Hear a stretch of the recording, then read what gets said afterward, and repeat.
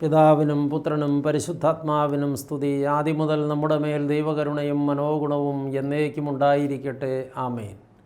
ദൈവത്തിൻ്റെ പരിശുദ്ധമായ തിരുനാമത്തിന് മഹത്വമുണ്ടാകട്ടെ. ക്രിസ്തുയേശുവിൽ ഏറ്റവും സ്നേഹമുള്ള ദൈവമക്കളെ, ഒരിക്കൽ കൂടെ നമ്മുടെ കർത്താവും രക്ഷിതാവുമായ യേശുമിശിഹായുടെ പരിപാവനമായ പാദപീഠത്തിൽ ചേർന്ന് വരുവാൻ നമുക്ക് ഭാഗ്യവും സന്ദർഭവും ഒരുക്കിത്തന്ന നല്ലവനായ പൊന്നുതമ്പുരാനെ നന്ദിയോടെ സ്തോത്രം ചെയ്യാം. കർത്താവ് നമ്മളോട് തൻ്റെ മധുരവചനങ്ങൾ പങ്കിട്ട് തരുമ്പോൾ അത് ഹൃദയങ്ങളിൽ സ്വീകരിച്ച് നമുക്കത് അനുസരിക്കുന്നവരും പാലിക്കുന്നവരുമായി നമ്മെ തന്നെ അർപ്പണം ചെയ്യാം. ഈ നാളുകളിൽ നാം ധ്യാനിച്ചു കൊണ്ടിരിക്കുന്നത് ദൈവാത്മാവ് ഒരു വ്യക്തിയെ നടത്തുന്ന വിധങ്ങളെക്കുറിച്ചാണല്ലോ. മനോഹരമായ രണ്ട് ചിന്തകൾ അതുമായി ചേർത്ത് നാം ബോധ്യപ്പെട്ട് കഴിഞ്ഞതാണ്. ഇന്ന് ഒരു ചിന്ത കൂടെ അതോട് ചേർത്ത് നിങ്ങളെ കേൾപ്പിക്കുവാൻ ദൈവാത്മാവ് ആഗ്രഹിക്കുകയാണ്. ശുദ്ധമുള്ള പൗലോസ്ലീഹ കൊരിന്ത്യർക്ക് എഴുതിയ 1-ാം ലേഖനം 2-ാം അധ്യായത്തിൻ്റെ 13-ാമത്തെ തിരുവചനം ഇങ്ങനെ വായിക്കുന്നു: അത് ഞങ്ങൾ മാനുഷജ്ഞാനം ഉപദേശിക്കുന്ന വചനങ്ങളാലല്ല, ആത്മാവ് ഉപദേശിക്കുന്ന വചനങ്ങളാൽ തന്നെ പ്രസ്താവിച്ചുകൊണ്ട് ആത്മീകന്മാർക്ക് ആത്മീകമായത് തെളിയിക്കുന്നു. അപ്പോസ്തലൻ പറയുന്നത് മാനുഷജ്ഞാനം ഉപദേശിക്കുന്ന വചനങ്ങളാലല്ല, ആത്മാവ് ഉപദേശിക്കുന്ന വചനങ്ങളാൽ തന്നെ ഞങ്ങൾ പ്രസ്താവനകൾ നടത്തുന്നു, ആത്മീയമായത് ആത്മീയമായവർക്ക് തെളിയിക്കുന്നു. ഇവിടെ പറയുന്ന ഒരു ചിന്ത, ദൈവാത്മാവ് ആത്മീക പരിജ്ഞാനം വെളിപ്പെടുത്തുന്നു എന്നുള്ളതാണ്. നമ്മുടെയൊക്കെ ജീവിതത്തിൽ ദൈവത്തിൻ്റെ ഹിതമറിയണമെങ്കിൽ ബുദ്ധിയുടെ പ്രമാണം കൊണ്ട് അന്വേഷിച്ചാൽ അത് അറിയാൻ കഴിയില്ല. ഇന്ന് പലരും പരാജയപ്പെട്ടു പോകുന്നൊരു മേഖലയാണത്. എന്നെക്കുറിച്ചുള്ള അല്ലെങ്കിൽ ഞാൻ മുഖാന്തരമുള്ള ദൈവഹിതം എന്തെന്നറിയുവാൻ ഞാൻ ഏതെങ്കിലും പുസ്തകങ്ങൾ പരതിയതുകൊണ്ടോ ബുദ്ധി കൊണ്ട് ചിന്തിച്ചതുകൊണ്ടോ ഇമാജിൻ ചെയ്തതുകൊണ്ടോ ഒന്നും അത് സാധ്യമാകില്ല. ദൈവാത്മാവ് ഒരു വ്യക്തിയിലുണ്ടെങ്കിൽ ആ വ്യക്തിക്ക് നിരന്തരമായി ദൈവത്തിൻ്റെ വെളിപ്പെടുത്തലുകൾ ലഭിക്കും. വേദപുസ്തകത്തിൽ എത്രയോ അധികം തെളിവുകൾ കിടപ്പുണ്ട് പ്രിയപ്പെട്ടവരെ. ഏറ്റവും വലിയൊരു തെളിവ് ദാവീദിൻ്റെ തിരഞ്ഞെടുപ്പാണ്. ബെത്ലഹേമിനായ ഇശായിയുടെ ആൺമക്കളിൽ ഒരാളെ ഞാൻ ഇസ്രയേലിൻ്റെ രാജാവായി തിരഞ്ഞെടുത്തിരിക്കുന്നു, നീ അവനെ എനിക്ക് വേണ്ടി രാജാവായി അഭിഷേകം ചെയ്യണമെന്ന് ദൈവം തൻ്റെ പ്രവാചകനായ ശമൂവേലിന് കൽപ്പന കൊടുക്കുന്നു. ശമൂവേലെ കൽപ്പന കിട്ടി ഇശായിയെ വിവരമറിയിക്കുന്നു. ഇശായിക്ക് തൻ്റെ മക്കളിൽ ആരാണ് രാജാവെന്ന് അറിയില്ല. ഇശായി വിചാരിച്ചു, ബുദ്ധി കൊണ്ട് അളന്നു നോക്കി, തൻ്റെ ആൺമക്കൾ 8 പേരുള്ളതിൽ മുതിർന്നവരായ 7 പേരിൽ ആരെങ്കിലും ഒരാളായിരിക്കും രാജാവെന്ന് ബുദ്ധി കൊണ്ട് ഇശായി നിരൂപിച്ചു. ഇശായി നിരൂപിച്ച് 7 പേരെ ഒരുക്കി നിർത്തി. 8-ാമനായ ദാവീദ് 8 വയസ്സുള്ള ഒരു കൊച്ചുകുട്ടിയായതുകൊണ്ട് ഒരിക്കലും അവനെ അങ്ങനെ ഒരു കാര്യത്തിന് ദൈവം തിരഞ്ഞെടുക്കില്ല എന്ന് ഇശായി സ്വയം വിധിച്ചു. എന്നിട്ട് അവനെ മാത്രം ആട് മേയ്ക്കാൻ വിട്ടു. ദൈവത്തിൻ്റെ പ്രവാചകനായ ശമൂവേൽ അവിടെ വന്നു. മൂത്തവനെ ആദ്യം കണ്ടു, അവനെ പരിശോധിച്ചു, അവൻ്റെ മുഖലക്ഷണങ്ങളൊക്കെ അളന്നു നോക്കി, അവൻ്റെ ആകാര വടിവൊക്കെ പരിശോധിച്ചു. അവനിലൊരു രാജാവുണ്ടെന്ന് പ്രവാചകന് തോന്നി. ബുദ്ധി കൊണ്ടുള്ള അളന്നു നോക്കലാണ്. പക്ഷേ ദൈവത്തോട് ചോദിച്ചു, ദൈവമേ, ഇവനാണോ ഇസ്രയേലിൻ്റെ രാജാവ്? അപ്പോൾ ദൈവാത്മാവുണ്ടായിരുന്നു പ്രവാചകൻ്റെ മേൽ. ദൈവാത്മാവ് പറഞ്ഞു, ഇവനല്ല. ദൈവാത്മാവ് പ്രവാചകൻ്റെ മേൽ ഉള്ളത് കൊണ്ടാണ് അവനല്ല എന്നൊരു ബോധം പ്രവാചകനുണ്ടായത്. അല്ലെങ്കിൽ ആ പാഠഭാഗം പഠിക്കുമ്പോൾ നമുക്കറിയാം അവൻ കൊള്ളാമെന്നാണ് പ്രവാചകൻ്റെ വിലയിരുത്തൽ. അത് ബുദ്ധിയുടെ പ്രമാണമാണ്, ആത്മാവിൻ്റെ പ്രമാണമല്ല, അറിവിൻ്റെ പ്രമാണമാണ്, ലോകത്തിൻ്റെ പ്രമാണമാണ്, ദൈവാത്മാവിൻ്റെ പ്രമാണമല്ല. ഒരു മനുഷ്യൻ നോക്കുന്നതല്ല ദൈവം നോക്കിക്കാണുന്നത്. അപ്പോൾ 2-ാമനെ വരുത്തി. 2-ാമനെക്കുറിച്ചും ഇശായിക്ക് ഒരുപാട് പ്രതീക്ഷയുണ്ട്. അതുപോലെ തന്നെ പ്രവാചകനും പ്രതീക്ഷ വയ്ക്കുകയാണ്. രാജാവേ, ഇവൻ ആൾ കൊള്ളാം, മൂത്തവനേക്കാൾ ഒട്ടും മോശമല്ലെന്ന് മാത്രമല്ല കുറച്ചുകൂടെ മെച്ചമാണ്, അതുകൊണ്ട് ഇവനെ രാജാവായിട്ട് അഭിഷേകം ചെയ്യാം. അപ്പോൾ ദൈവാത്മാവ് പ്രവാചകനോട് പറഞ്ഞു, ഇവനുമല്ല. പ്രിയപ്പെട്ടവരെ, ദൈവാത്മാവിൻ്റെ പരിപാലനമാണ് ഇവിടെ നാം വ്യക്തമായി കാണുന്നത്. മനുഷ്യൻ്റെ ചിന്തയ്ക്ക് അതീതമാണ് ദൈവാത്മാവിൻ്റെ ചിന്ത. മനുഷ്യൻ ബുദ്ധി കൊണ്ടെല്ലാം അളന്നു നോക്കും. നമ്മുടെയൊക്കെ ജീവിതത്തിൽ ഇന്നും സംഭവിച്ചു കൊണ്ടിരിക്കുന്ന വലിയ അബദ്ധങ്ങളാണിത്. നമ്മൾ എന്തും ഏതും ബുദ്ധി കൊണ്ട് അളന്നു നോക്കും. നമുക്കൊക്കെ സ്വയം ഒരു തോന്നലുണ്ട്, ഞാൻ എല്ലാം അറിയാവുന്ന ഒരാളാണെന്ന്. അതുകൊണ്ട് എല്ലായിടത്തും കയറി എല്ലാറ്റിനെക്കുറിച്ചുമൊക്കെ അഭിപ്രായം പറയുകയും എല്ലാം എൻ്റെ കാഴ്ചപ്പാട് പോലെ ശരിയാണ് എന്ന് വ്യാഖ്യാനിക്കാൻ ശ്രമിക്കുകയൊക്കെ ചെയ്യുന്ന അബദ്ധവും കുഴപ്പവുമൊക്കെ നമുക്കൊക്കെ ഉണ്ട്. ഞാനതിൽ നിന്ന് ഒട്ടും കുറഞ്ഞവനൊന്നുമല്ല. എന്നാൽ പ്രിയപ്പെട്ടവരെ, അവിടെയും ദൈവം പറയുന്നു ഇവനല്ല. അപ്പോൾ മൂന്നാമനെ വരുത്തി.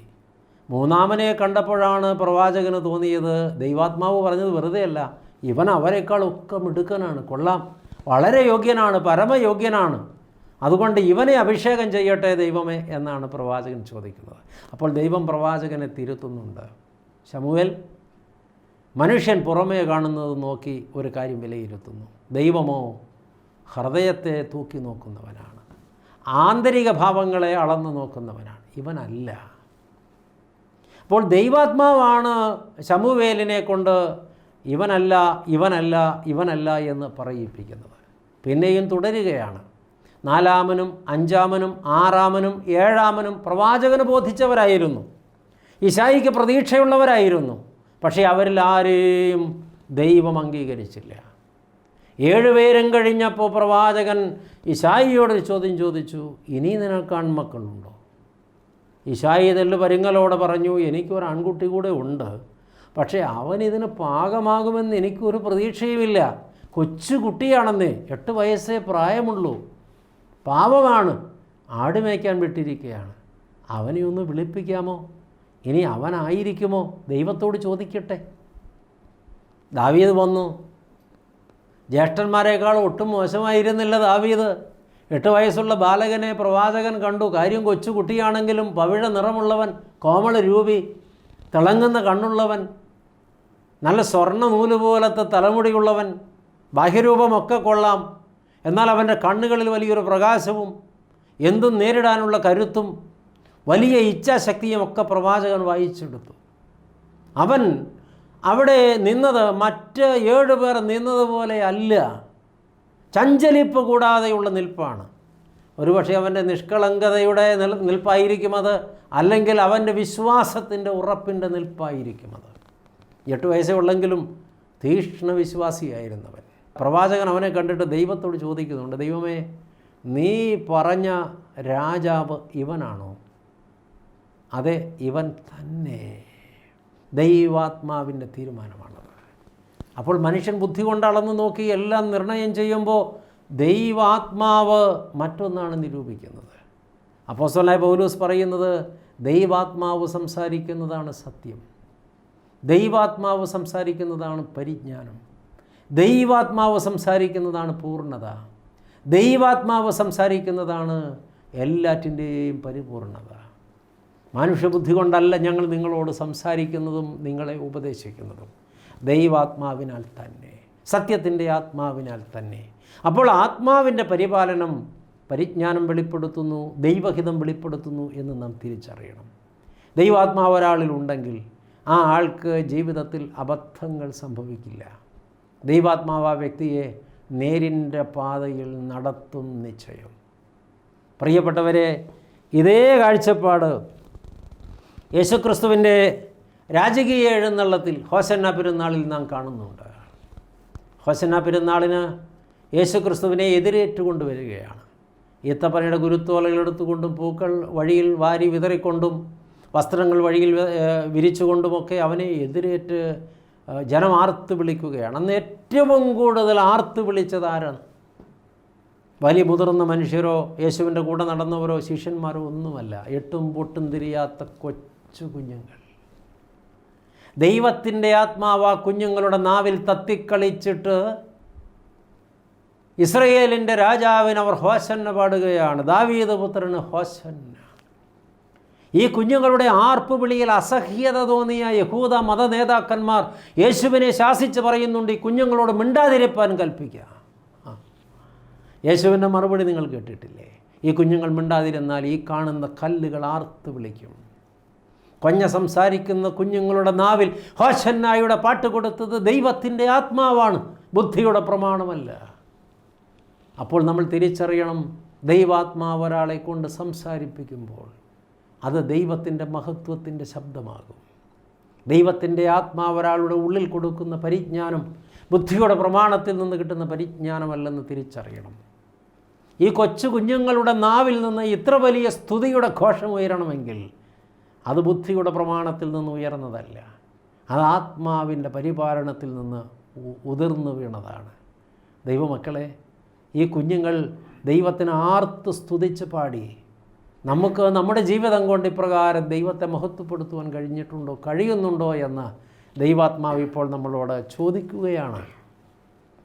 ഇങ്ങനെ ഒരു പരിപാലനം നമ്മുടെ ജീവിതത്തിൽ ഉണ്ടായിട്ടുണ്ടോ? ദൈവാത്മാവിനാൽ നയിക്കപ്പെടുന്നവർക്ക് നിരന്തരമായി ദൈവത്തെ സ്തുതിക്കുവാനും പ്രഘോഷിക്കുവാനും സാധിക്കും.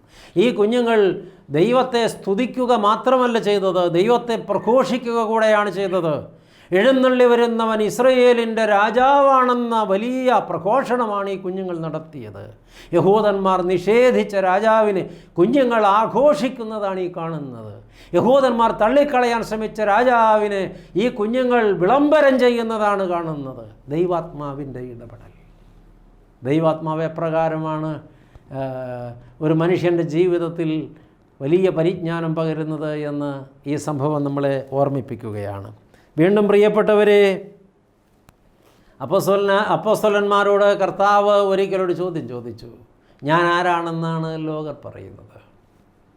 അവരപ്പോൾ ഉത്തരം പറഞ്ഞു. ചിലർ പറയുന്നുണ്ട് നീ സ്നാപക യോഹന്നാൻ ഉയർത്തെഴുന്നേറ്റ് വന്നതാണെന്ന്. വേറെ ചിലർ പറയുന്നുണ്ട് ഏലിയ പ്രവാചകൻ പുനരവതാരമെടുത്തതാണെന്ന്. ഏലിയ പ്രവാചകൻ മരിച്ചു പോയ ആളല്ലല്ലോ, കാണാമറയത്തേക്ക് വാങ്ങിപ്പോയ ഒരാളാണല്ലോ. എന്നാൽ അദ്ദേഹം മടങ്ങി വന്നതാണെന്ന് ചിലർ പറയുന്നുണ്ട്. ഇനി അല്ല, പുതിയൊരു പ്രവാചകനാണെന്നൊക്കെ ആളുകൾ ചിലർ പറയുന്നുണ്ട്. അപ്പോൾ യേശു ശിഷ്യന്മാരോട് ചോദിച്ചു, ഞാൻ ആരാണെന്നാണ് നിങ്ങൾ പറയുന്നത്? അതിന് പത്രോസ് അപ്പോസ്തലൻ പറഞ്ഞ മറുപടി, നീ ജീവനുള്ള ദൈവത്തിൻ്റെ പുത്രനായ ക്രിസ്തു തന്നെ എന്ന് ഞങ്ങൾ അറിയുന്നു. അപ്പോൾ കർത്താവ് പത്രോസിനോട് പറയുന്നു, ജഡരക്തങ്ങളല്ല ശിമോനെ നിനക്കിത് വെളിപ്പെടുത്തിയത് ദൈവത്തിൻ്റെ ആത്മാവത്രേ. ദൈവത്തിൻ്റെ ആത്മാവ് പരിജ്ഞാനം വെളിപ്പെടുത്തുന്നു. ഒരാൾ സത്യത്തിൻ്റെ പരിജ്ഞാനം പ്രാപിക്കണമെങ്കിൽ ദൈവത്തിൻ്റെ പരിശുദ്ധാത്മാവ് ആ വ്യക്തിയെ നയിക്കണം. ബുദ്ധിയുടെ പ്രമാണത്തിൽ നിന്നല്ല ഇത് പറയാൻ കഴിയുക. യേശുവിനെ ദൈവപുത്രനെന്ന് പറയാൻ ഒരു വ്യക്തിയുടെ ബുദ്ധി കൊണ്ട് സാധിക്കില്ല. യഹൂദന്മാർ ബുദ്ധി കൊണ്ടെല്ലാം അളന്നു നോക്കി. യേശുവിനെ അവർക്കൊരിക്കലും ദൈവപുത്രനായി കാണുവാനോ വായിക്കുവാനോ സമ്മതിക്കുവാനോ പ്രഘോഷിക്കുവാനോ സാധിച്ചില്ല. അപ്പോസ്തലനായ പത്രോസ് അത് പ്രഘോഷിച്ചത് അവൻ്റെ ബുദ്ധി കൊണ്ടല്ല, ദൈവത്തിൻ്റെ ആത്മാവിനാലാണെന്ന് യേശു മശിഹ തന്നെ സാക്ഷ്യപ്പെടുത്തുമ്പോൾ ഈ വലിയ വിളംബരം സാധ്യമാകണമെങ്കിൽ ബുദ്ധിയുടെ പ്രമാണം കൊണ്ട് സാധ്യമാകില്ല. ദൈവാത്മാവിൻ്റെ പരിപാലനം ഉണ്ടാകണം. പറഞ്ഞുകൊണ്ട് വരുമ്പോൾ ദൈവമക്കൾ അറിയണം, എൻ്റെ ഉള്ളിൽ ദൈവത്തിൻ്റെ പരിശുദ്ധാത്മാവ് നിരന്തരം വസിച്ചെന്നെ നയിക്കുമ്പോഴാണ് എനിക്ക് ആത്മാവിൻ്റെ പരിജ്ഞാനം പ്രാപിച്ച് ഇത്തരം വെളിപ്പാടുകൾ സാധ്യമാകുന്നത് എന്ന് തിരിച്ചറിയണം. ഒരുപാട് കൊച്ചു കുഞ്ഞുങ്ങളുടെ ഹൃദയത്തിൽ ദൈവം കൊടുത്ത ആത്മാവിൻ്റെ പരിജ്ഞാനം, അപ്പോസ്തലനായ പത്രോസിൻ്റെ ഉള്ളത്തിൽ ദൈവം കൊടുത്ത ആത്മാവിൻ്റെ പരിജ്ഞാനം, ദൈവത്തിൻ്റെ പ്രവാചകനായ ശമൂവേലിൻ്റെ ഉള്ളിൽ ദൈവം കൊടുത്ത ആത്മാവിൻ്റെ പരിജ്ഞാനം, അതെൻ്റെയും നിങ്ങളുടെയും ഉള്ളത്തിൽ വരണമെങ്കിൽ ദൈവാത്മാവിനാൽ നയിക്കപ്പെടുന്നവരാകണം. നമുക്കിങ്ങനെയുള്ള പരിജ്ഞാനങ്ങൾ ഇന്ന് സാധ്യമാകുന്നില്ലെങ്കിൽ, ദൈവത്തെ നാം സംശയത്തോടെ നോക്കുന്നുവെങ്കിൽ, ദൈവത്തെ നാം ചോദ്യം ചെയ്യുന്നുവെങ്കിൽ, ദൈവത്തെ നാം വെല്ലുവിളിക്കുന്നുവെങ്കിൽ, ദൈവം ആരെന്ന് നാം ആരായുന്നുവെങ്കിൽ ദൈവാത്മാവിൻ്റെ പരിപാലനം നമ്മിൽ ഇല്ലെന്നതിൻ്റെ അടയാളമാണത്. തിരുത്തപ്പെടൽ ആവശ്യമുണ്ടെന്ന് ദൈവാത്മാവ് നമ്മളോട് സംവദിക്കുകയാണ്. വീണ്ടും പ്രിയപ്പെട്ടവരെ, അപ്പോസ്തലനായ തോമസ്, ഉദ്ധിതനായ ക്രിസ്തു ഒന്നാം വട്ടം സെഹിയോൻ മാളികയിൽ ആഗതനായപ്പോൾ അപ്പോസ്തലനായ തോമസ് അവിടെ ഉണ്ടായിരുന്നില്ല. മറ്റ് ശിഷ്യന്മാർക്ക് യേശു പ്രത്യക്ഷപ്പെട്ടു. എന്നാൽ തോമസ് വന്നപ്പോൾ അവർ പറഞ്ഞു, യേശു വന്നിരുന്നു, ഞങ്ങൾ കണ്ടു, കണ്ണാല കണ്ടു, ഞങ്ങൾ തൊട്ടു, ഞങ്ങൾ അനുഭവിച്ചു. തോമസ് അപ്പോസ്തലൻ പറഞ്ഞു, ഇല്ലില്ല, ഞാനത് സമ്മതിക്കില്ല. എൻ്റെ കണ്ണാല കാണാതെ, കൈകൊണ്ട് തൊടാതെ, വിലാപ്പുറത്ത് അവൻ്റെ ചവളപ്പഴുതിൽ ഞാൻ എൻ്റെ വിരൽ വെച്ച് നോക്കാതെ സമ്മതിക്കില്ല. 8 നാൾ കഴിഞ്ഞ് വീണ്ടും സെഹിയോൻ മാളികയിൽ കർത്താവ് പ്രത്യക്ഷനായപ്പോൾ ആത്മാവിൽ അവൻ അറിഞ്ഞു, തോമസേ അടുത്ത് വരിക, നീ എൻ്റെ വിലാപ്പുറത്ത് വിരൽ വെച്ച് നോക്കുക, ഞാൻ തന്നെയാണ് ക്രിസ്തു, ഉത്ഥാനം ചെയ്ത രക്ഷിതാവ്. അപ്പോൾ തോമസ് അപ്പോസ്തലൻ കൈവച്ച് നോക്കാനല്ല പോയത്, വലിയ ഒരു പ്രഖ്യാപനം നടത്തുകയാണ്. എൻ്റെ കർത്താവും എൻ്റെ ദൈവവുമായുള്ളവേ. ആ പ്രഖ്യാപനം തോമസ് അപ്പോസ്തലനിൽ നിന്ന് ഉയർന്നു വന്നത് ബുദ്ധിയുടെ പ്രമാണത്തിൽ നിന്നല്ല, ആത്മാവിൻ്റെ വ്യാപാരത്തിൽ നിന്നാണ്. ഉള്ളത്തിൽ ആത്മാവിൻ്റെ വലിയ പരിപാലനം ലഭിച്ചവർക്കാണ് ഈ പരിജ്ഞാനങ്ങളൊക്കെ സാധ്യതമായി തീരുന്നത്. ദൈവമക്കളെ, അപ്പോസ്തലനായ പൗലോസിൻ്റെ ജീവിതത്തിലുടനീളം ദൈവാത്മാവിൻ്റെ വലിയ പരിപാലനം ഉണ്ടായിരുന്നു. അതുകൊണ്ടാണ് അദ്ദേഹം വലിയ പ്രത്യാശയുടെ സന്ദേശങ്ങൾ എഴുതി വച്ചത്. അപ്പോസ്തലനായ പൗലോസ് ജീവിതത്തിൽ വിളംബരം ചെയ്യുന്ന കുറേയധികം സംഗതികളുണ്ട്. കൂടാരമാകുന്ന ഈ ഭൗമഭവനം അഴിഞ്ഞു പോയാൽ എനിക്ക് ഭയപ്പെടാൻ ഒന്നുമില്ല. കൈപ്പണിയല്ലാത്ത നിത്യഭവനമായൊരു കെട്ടിടം സ്വർഗത്തിലുണ്ടെന്ന് ഞാൻ അറിയുന്നു. ഇത് ബുദ്ധിയുടെ പ്രമാണത്തിൽ നിന്ന് അപ്പോസ്തലൻ വിളംബരം ചെയ്തതല്ല, ആത്മാവിനാൽ അദ്ദേഹം വിളിച്ചു പറഞ്ഞതാണ്, ദൈവാത്മാവിനാൽ പറഞ്ഞതാണ്. അദ്ദേഹത്തിന് ദൈവം കൊടുത്ത ആത്മീക പരിജ്ഞാനമാണത്. ഇത് മായയായ കാഴ്ചയിൽ നിന്നല്ല, ജീവിതാനുഭവത്തിൽ നിന്ന് തന്നെ പറഞ്ഞതാണ്. ആത്മവ്യവസ്ഥതയിൽ ധ്യാനനിമഗ്നനായിരുന്നപ്പോൾ 3-ാം സ്വർഗം വരെ എടുക്കപ്പെട്ട അപ്പോസ്തലനായ പൗലോസ് അവിടെ കണ്ടതും അനുഭവിച്ചതുമായ ആത്മീക യാഥാർത്ഥ്യങ്ങളെ പിൽക്കാലത്ത് ആത്മാവിൻ്റെ വലിയ പ്രചോദനത്താൽ വിളംബരം ചെയ്തതാണ്. എനിക്ക് മരിക്കുന്നത് ലാഭമാണ് ഈ ലോകത്ത് ജീവിക്കുന്നതിനേക്കാൾ. എന്തുകൊണ്ടെന്നാൽ ഞാനിവിടെ ക്രിസ്തുവിൽ ജീവിക്കുന്നു, മരിച്ചാൽ ഞാൻ ക്രിസ്തുവിനോട് ചേരുന്നു. വലിയ പ്രത്യാശയുടെ സന്ദേശമാണ് അദ്ദേഹം പകുത്തുവെച്ചത്. എന്തുകൊണ്ടാണത് സാധിച്ചത്? കർത്താവായ യേശു ക്രിസ്തു ആ മനുഷ്യനിൽ ആത്മാവിൻ്റെ വ്യാപാരത്താൽ അനുഭവേദ്യമായി തീർന്നതുകൊണ്ട്. പ്രിയ ദൈവമക്കളെ, നമ്മുടെയൊക്കെ ജീവിതത്തിൽ ഇത്തരമുള്ള ഒരനുഭവമുണ്ടോ? ആത്മാവിൻ്റെ പ്രമാണം നമ്മളെ ഭരിക്കുന്നുവെങ്കിൽ നമ്മുടെ ജീവിതത്തിൽ ഒരിക്കലും നാം പരാജയപ്പെടുകയില്ല. ബുദ്ധിയുടെ പ്രമാണമാണ് നമ്മളെ ഭരിക്കുന്നതെങ്കിൽ ജീവിതത്തിലുടനീളം പരാജയങ്ങൾ മാത്രമായിരിക്കും. ആത്മാവിനാൽ നയിക്കപ്പെടുന്നവരാകുവാൻ ആത്മസമർപ്പണം ചെയ്യണം. നമ്മൾ ദൈവത്തെ നിരന്തരം അന്വേഷിക്കുന്നവരും ദൈവവചനത്തിൽ നിരന്തരം ആഴപ്പെടുന്നവരും ദൈവത്തെ നിരന്തരം ധ്യാനിക്കുന്നവരും ദൈവസന്നിധിയിൽ നിരന്തരം ജാഗരിക്കുന്നവരും നിരന്തരം ദൈവത്തോട് പ്രാർത്ഥിക്കുന്നവരും നിരന്തരമായി ദൈവത്തെ ആരാധിക്കുന്നവരുമായി നാം നമ്മുടെ ജീവിതത്തെ ക്രമപ്പെടുത്തുമെങ്കിൽ ദൈവാത്മാവിൻ്റെ വലിയ പരിപാലനം നമ്മുടെ ജീവിതത്തിലുണ്ടാകും. യഥാർത്ഥത്തിലൊരു സുവിശേഷകൻ ഈ ദൈവവചനം സംവദിക്കുമ്പോൾ അദ്ദേഹത്തിൻ്റെ ബുദ്ധിയുടെ പ്രമാണത്തിൽ നിന്ന് അദ്ദേഹം സംസാരിക്കുന്നില്ല.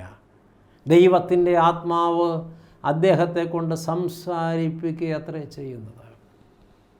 കാരണം നമുക്ക് തെളിയിക്കാൻ കഴിയും. അപ്പോസ്തലനായ പത്രോസ് വലിയ പണ്ഡിതനോ മഹാജ്ഞാനിയോ വേദപ്രമാണം ആഴത്തിൽ പഠിച്ചൊരാളോ പാരമ്പര്യമായി പാഠശാലയിൽ പഠിച്ച ഗമാലിയേലിൻ്റെ ശിഷ്യനോ ഒന്നുമായിരുന്നില്ല.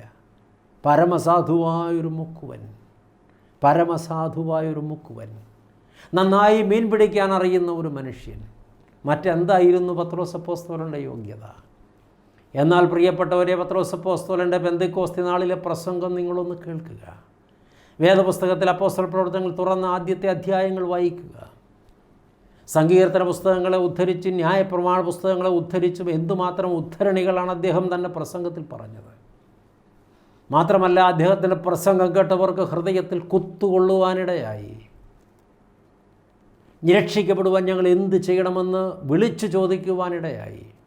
3000 പേർ അന്ന് മാനസാന്തരപ്പെട്ട് സഭയോട് ചേരുവാൻ ആ പ്രസംഗം മുഖാന്തിരമായി. എന്താണ് പ്രിയപ്പെട്ടവരെ സംഭവിച്ചത്? അപ്പോസ്തലനായ പത്രോസിൻ്റെ ബുദ്ധിയല്ല, അറിവല്ല അവിടെ സംസാരിച്ചത്. ദൈവത്തിൻ്റെ ആത്മാവ് അദ്ദേഹത്തെ കൊണ്ട് സംസാരിപ്പിക്കുകയായിരുന്നു. പിന്നീടും അപ്പോസ്തലൻ സംസാരിച്ചപ്പോഴെല്ലാം ദൈവത്തിൻ്റെ ആത്മാവ് അദ്ദേഹത്തെ കൊണ്ട് സംസാരിപ്പിക്കുകയായിരുന്നു. യേശുവിൻ്റെ നാമത്തിൽ ഇനി സംസാരിക്കരുതെന്ന് മതനേതൃത്വം അവരെ തർജ്ജനം ചെയ്തപ്പോൾ യേശുവിൻ്റെ നാമത്തിൽ സംസാരിക്കാതിരിക്കാൻ കഴിയില്ല എന്നൊരു മറുവാക്ക് പറയുവാൻ അദ്ദേഹത്തെ പ്രാപ്തനാക്കിയത് പരിശുദ്ധാത്മാവിൻ്റെ ശക്തിയായിരുന്നു.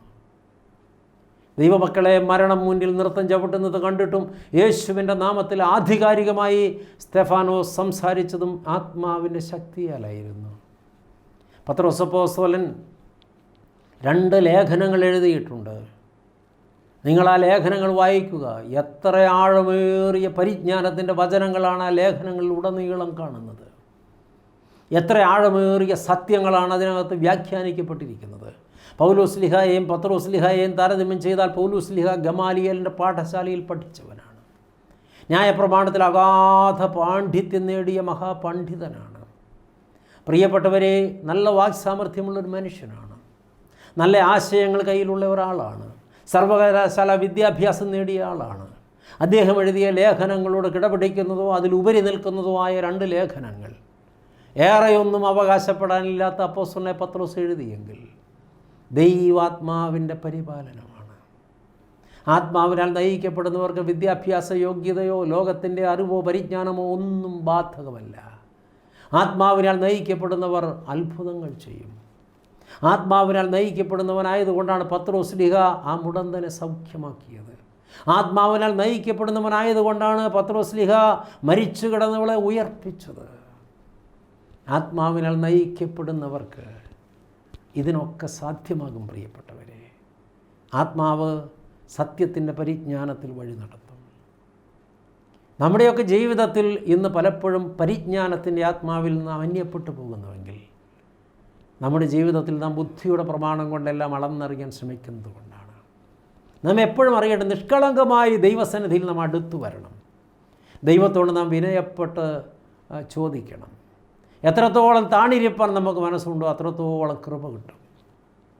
മറിച്ച് ബുദ്ധി കൊണ്ടെല്ലാം അളക്കാൻ ശ്രമിക്കുകയും എൻ്റെ അറിവിൻ്റെ പരിമിതിയിൽ ദൈവത്തെ പിടിച്ചു നിർത്താൻ ശ്രമിക്കുകയും അറിവ് കൊണ്ട് വ്യാഖ്യാനിക്കാൻ ശ്രമിക്കുകയും ഒക്കെ ചെയ്താൽ ഒരിക്കലും ഒന്നും നേടാനാകില്ല. കുറേ അറിവുകൾ കൊണ്ടൊരാൾ ദൈവവചനം പ്രസംഗിക്കാൻ ഇറങ്ങിയാൽ കേൾക്കുന്നവർക്ക് ഒരു പക്ഷേ അത് ഹരമായി തോന്നാം. ബുദ്ധി കൊണ്ട് അളന്ന് അവർ ആ പ്രസംഗത്തിന് മാർക്കിട്ടിട്ട് നല്ല പ്രസംഗമായിരുന്നു എന്ന് പറഞ്ഞെന്ന് വരാം. പക്ഷേ അവരിൽ ആരുടെയും ഹൃദയത്തിൽ ചലനങ്ങൾ ഉണ്ടാകില്ല. അവരാരും ദൈവത്തെ കണ്ടെത്തുകയില്ല. അവരാരുടെയും ഹൃദയത്തിൽ കുത്തുകൊള്ളുകയില്ല. അവരാരും മാനസാന്തരപ്പെടുകയില്ല. അവരാരും പാപത്തെ ഉപേക്ഷിക്കില്ല. അവരാരും രക്ഷ പ്രാപിക്കില്ല. അവരാരും അനുതപിച്ച് ദൈവസന്നിധിയിൽ വന്ന് സ്വർഗം സ്വന്തമാക്കില്ല. അത് സാധിക്കണമെങ്കിൽ സത്യമായിട്ടും ദൈവാത്മാവിൽ ദൈവവചനം പ്രഘോഷിക്കപ്പെടണം. അപ്പോസ്തലന്മാരായ പത്രോസും പൗലോസും പ്രസംഗിച്ചപ്പോൾ കേട്ടുകൊണ്ടിരുന്നവർ മാനസാന്തരപ്പെട്ടുവെങ്കിൽ, ആദിമസഭയിലെ വിശുദ്ധന്മാർ പ്രസംഗിച്ചപ്പോൾ കേട്ടുകൊണ്ടിരുന്നവർ മാനസാന്തരപ്പെട്ടുവെങ്കിൽ, അവർ ബുദ്ധി കൊണ്ടല്ല സംസാരിച്ചത്, ആത്മാവിനാലത്രേ. നമ്മുടെയൊക്കെ ജീവിതത്തിൽ നാം ഇനിയും പഠിക്കേണ്ട പാഠമാണത്. ആത്മാവിൽ സംസാരിക്കാൻ കഴിയണമെങ്കിൽ ആത്മാവിൻ്റെ നടത്തിപ്പുണ്ടാകണം. അറിവിൻ്റെ തലത്തിൽ നിന്നുകൊണ്ട് ലോക ക്ലാസിക്കുകളായ പുസ്തകങ്ങളൊക്കെ ഉദ്ധരിച്ചുകൊണ്ട് ഒരുപാട് കോട്ടിങ്സൊക്കെ ഉൾപ്പെടുത്തിക്കൊണ്ട് വളരെ ആകർഷകമായി അനേകരുടെ ജിജ്ഞാസയെ ഉണർത്തുന്ന പ്രസംഗങ്ങൾ പറയാൻ പലർക്കും കഴിയുന്നുണ്ട്. പക്ഷേ പ്രിയപ്പെട്ടവരെ, മാറ്റങ്ങളും മാനസാന്തരങ്ങളും സൃഷ്ടിക്കുവാൻ, ദൈവരാജ്യത്തിന് ആത്മാക്കളെ ആദായപ്പെടുത്തുവാൻ ആ സന്ദേശങ്ങൾക്ക് പലപ്പോഴും സാധിക്കുന്നില്ല.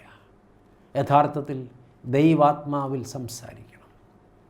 ആത്മാവ് സത്യത്തിൻ്റെ ആത്മാവാണ്, പരിജ്ഞാനം പകരുന്ന ആത്മാവാണ്. പ്രിയപ്പെട്ട ദൈവമക്കളെ, ഇന്നീ കേട്ട ചിന്തകളെല്ലാം ഉള്ളിലിട്ടുകൊണ്ട് ദൈവാത്മാവ് പരിജ്ഞാനം പകരുന്നുവെന്ന്, ദൈവാത്മാവ് ഒരാളിലൂടെ സംസാരിക്കുന്നുവെന്ന്, ദൈവാത്മാവ് സത്യത്തിൻ്റെ പരിജ്ഞാനം പകരുന്നുവെന്ന് തിരിച്ചറിയുവാൻ ഭാഗ്യമുണ്ടാകട്ടെ. ദൈവം അനുഗ്രഹിക്കട്ടെ. പ്രാർത്ഥിക്കാം. സ്നേഹവാനായ ദൈവമേ, സ്വർഗസ്ഥ പിതാവേ, ഭാഗ്യകരമായ ഈ നല്ല ദിവസത്തിനും നല്ല സമയത്തിനുമായി നന്ദിയോട് സ്തോത്രം. ഞങ്ങളെ കേൾപ്പിച്ച വിലയേറിയ സന്ദേശങ്ങൾക്കായിട്ട് നന്ദി പറയുന്നു. ദൈവാത്മാവിനാൽ നയിക്കപ്പെടുന്നവർ ദൈവഹിതപ്രകാരം കാര്യങ്ങൾ ക്രമപ്പെടുത്തുമെന്ന്, ദൈവത്തിൻ്റെ ഹിതമെന്തെന്ന് അവർ തിരിച്ചറിയുമെന്ന്, ദൈവ പദ്ധതി പ്രകാരം അവർ ദൈവത്തെ സ്തുതിക്കുമെന്ന്, ദൈവത്തിൻ്റെ മഹത്വവും ആരാധനയും കരയേറ്റുമെന്ന്, അവർ ദൈവത്തെ സാക്ഷ്യപ്പെടുത്തുമെന്ന് ഞങ്ങളെ ഇന്ന് കൽപ്പിച്ചല്ലോ. ദൈവാത്മാവിനാൽ നടത്തപ്പെടുന്നവർ ദൈവഹിതപ്രകാരം ദൈവാത്മാവിനാൽ സംസാരിക്കുകയും അതിൽ പങ്കുചേരുന്നവരിൽ വലിയ മാറ്റവും മാനസാന്തരവും സംഭവിക്കുമെന്ന് കേൾപ്പിച്ചല്ലോ. ഞങ്ങളെയൊക്കെ ദൈവാത്മാവിനാൽ നയിക്കപ്പെടുന്നവരാക്കണമേ. വളരെ താഴ്ത്തി പാദപീഠത്തിൽ സമർപ്പിക്കുന്നു. മഹത്വം കർത്താവ് എടുക്കണം. ഞങ്ങൾ നിനക്കും ഏകജാതനും പരിശുദ്ധാത്മാവിനും സ്തുതിയും സ്തോത്രവും സമർപ്പിക്കുന്നു, ഇപ്പോഴും എപ്പോഴും എന്നേക്കും തന്നെ. ആമേൻ.